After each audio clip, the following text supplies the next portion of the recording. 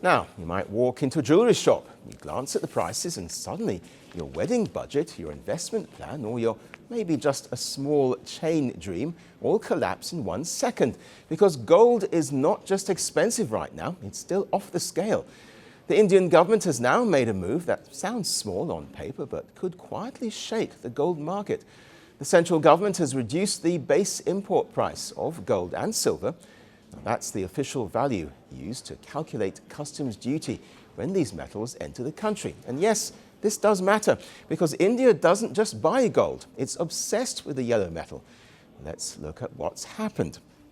The base import price of gold has been cut by around $50. Silver's base import price has been reduced even more, by over $800. Now, before you think this means the government is giving gold lovers a discount coupon, slow down. The government has not reduced the customs duty percentage. Instead, it has reduced the value on which that duty is actually calculated. So think of it like this. The tax rate is the same, but the bill is being calculated on a slightly smaller amount. That means importers pay less duty per shipment, making imports cheaper. Well, this reduction applies to gold bars, coins, and high-purity forms of gold and silver bullion.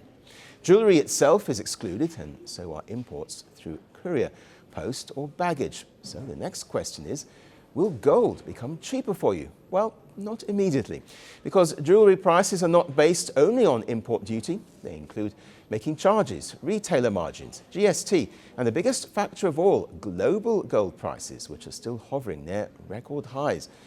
After several sessions in the red, precious metals seem to be back on form. Spot gold rose over 2% in early trading, and silver jumped more than 3%.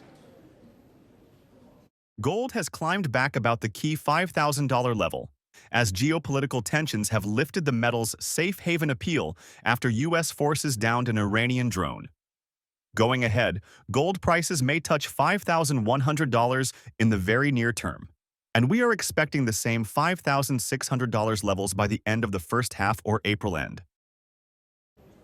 Well, India imports almost all of its gold and more than 80% of its silver.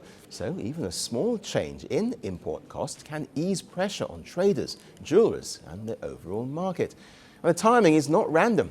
India's import bill is exploding. Gold imports alone hit nearly $59 billion last year, while silver imports jumped 44% to over $9 billion. Well, that kind of spending can widen the trade deficit, weaken the rupee, and eventually push prices even higher. So, this move suggests that the government is trying to control the damage before it spreads. It's not a miracle cut, it's a pressure valve. And if global prices cool down even slightly, this base price reduction could make the fall in Indian gold prices even faster.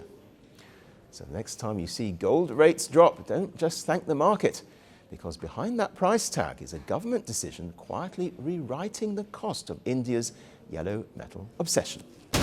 The world doesn't fit in boxes, so why should your news? From battlefields to negotiation tables, from internet outrage to real-world injustice.